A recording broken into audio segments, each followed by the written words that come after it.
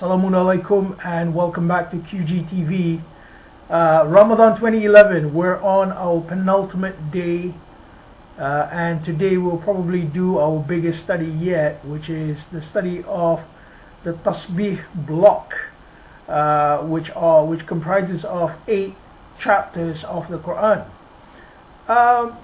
This block, I believe, is an extended exposition of the institution in Islam which I call the AWR, Allah wa Rasul. This institution is the central focus of believers. It governs the believers. It organizes the believers. It's not a state system.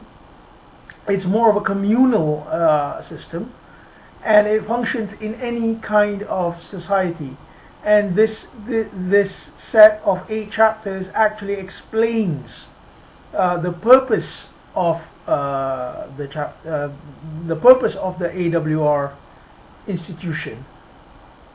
And basically, I call it the Tasbih block because it is littered with chapters which begin with Sabbaha and Yusabbihu. So chapter 57 starts with Sabbaha, so does chapter 59, chapter 61.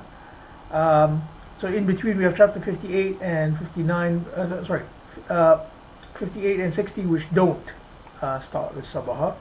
Then we have 62, which is Yusabbihu. 63 doesn't start with Yusabbihu, and 64 does. So there is maybe 2 layers of patterns here. The first layer is the entire block of 8 chapters, and the second layer may be the Sabbaha patterns, which are 5 chapters, and the Yusabbihu pattern, which are 3 chapters. So that's up to you to explore, really. This is not a useless exercise for those of you who may ask, well, what's the point of this? This exercise helps to seal thematic elements within a particular chapter.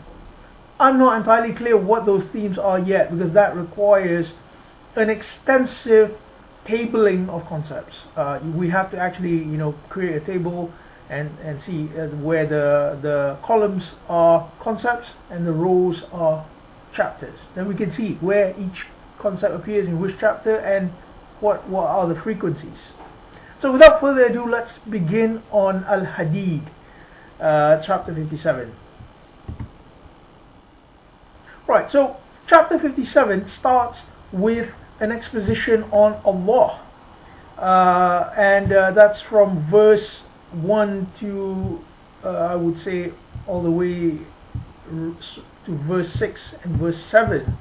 It begins with Sabbaha lillahi ma fi samawati wal ard wa huwa al-aziz al-hakim. So whatever is in the heavens and the earth will cause a state of tasbih. What this means is intrinsic to their state, intrinsic to their natural makeup, is the ability to cause this harmonious resonance with Allah. Then it continues. It says, "Lahu mulku samawati wal ard, yuhyi wa yumeet wa huwa ala kulli shay'in qadir." To him belongs the dominion of the heavens and the earth. He gives life, he gives death, and to him, and he is over all things a potentate. He gives potential to all things. هو الأول والأخير والظاهر والباطن وهو بكل شيء عليم. He is the first, the last, the hidden, the manifest. The manifest, the hidden. وهو بكل شيء عليم, and he is in knowledge of. He is with all things knowledgeable. So we're having an extended exposition of Allah here, which kind of helps us to understand what it's really about. It is really about bringing Allah into your life. We can see the mulk of Allah, the dominion of Allah, and the fact that Allah is first and last, hidden, manifest. So it helps us see that Allah will be totally encapsulating our lives within the AWR, Allah wa Rasul governance.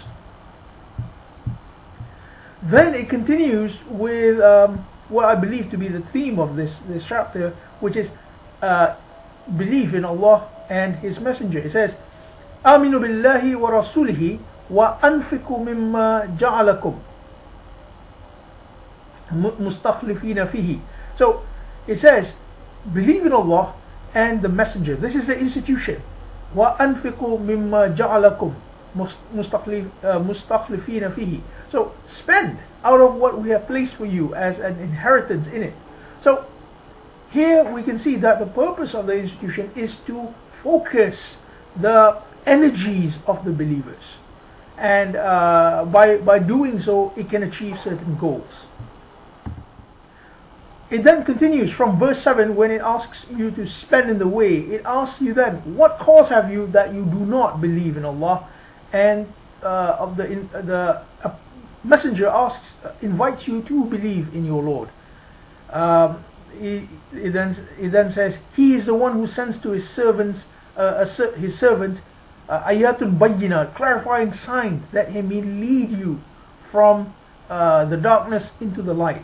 So you can see that the purpose of Allah wa Rasul governance is to lead from darkness into light. This is not the first time this phrase has been mentioned. Ikhraj min az-zulumati ila nur. We can see it in chapter 14 verse 1, for example. So this is something which we need to take into account. The governance is to bring light to humanity. It is not a tyrannical government system or a cultish government system. We will be able to see an exposition of that later on. Verse 10 asks you, what cause have you that you do not spend in the way of God? So spending, giving from yourself, is something which is required. You need to spend to prove that you are indeed faithful to the Lord. It asks, who will give a loan to Allah, a beautiful loan which Allah will increase? So very interestingly here, it's called a loan, meaning Allah gives you. Everything does belong to Allah, but Allah gives you your energy, your strength, your wealth, and He asks you back as a loan. So this is what we have to do, and this is how we gain the light. So this chapter ends. The chapter is not very long; it's about 30 verses. This chapter ends with the sending of the Rasul with Bayyinat and Al-Kitab wal-Mizan. So the Rasul are given clarifications, and the book and the balance. Liyakuma an-nas bil-qist. Liyakuma an-nas means to establish mankind with justice, but a specific form of justice by distribution. So the messengers are here so that everything is set in balance for human beings. This is not a religious institution. It is there to set up social justice. And it says, وَأَنزَلْنَا الْحَدِيدِ فِيهِ بَعْصٌ شَدِيدٌ.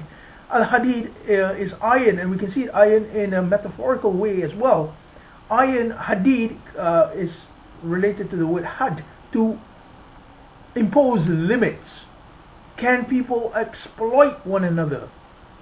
You see, and that's why it says fihi ba'sun shadid. In it is a hard conflict. Wa manafi'u linnas. And people tend to forget that bit there. Wa manafi'u linnas, and benefits for humankind. Allah wa Rasul is an institution for the benefit of humankind. It is not a religious institution. It is an institution where anyone who believes in it can work and achieve the ideals given. And then verse 26, it relates it back to Nuh and Ibrahim. So this is the basis of that system, and it says that these people were given Nabuwah wal Kitab. Nabuwah are prophecies. The Quran is the complete set of the Nabuwah. Then it mentions Isa ibn Maryam. Isa is a very special personality within the Quranic worldview, in that he is given Al-Kitab wal-Hikmah wal-Tawrat wal-Injil. So the book, the wisdom, Tawrat and Injil. You can see this in chapter 3 verse 48. And here just focuses on the Injil aspect. The followers of Isa, who was given Al-Injil, Allah ordained in their hearts Ra'fah wa Rahmah wa Rahbaniyah, which is softness in hearts. Rahmah is His mercy, and we can see how Rahmah is explained in the Quran. It brings about all sorts of blessings. And Rahbaniyah is the ability to terrify those who wish harm on the people. So this is exactly the institution of Allah wa Rasul. They are protectors of humankind. So this chapter ends with taqwa. It says, it is the first call, nida, the first call in this chapter, verse 28. It says, Ya ayyuhalladhina amanu, O ye who have believed. Believed in what? This entire chapter. Attaqullah, take guard of Allah. Wa aminu bi rasulihi yu'tikum kiflayn min rahmah, and He will bestow you. Believe in His messenger, and He will bestow you a double portion of His mercy. You see, so as we can see, it is about the institution of Allah and the messenger. Then it talks about the Ahl al-Kitab. The people, they have no, the people of the book. What book are we dealing with here? We're dealing with Allah and the messenger. Yeah? And these people have no say about the grace of Allah. We will see again these people of the book in chapter 59 as we go along. So this brings us to the end of chapter 57. Let's now move on to chapter 58.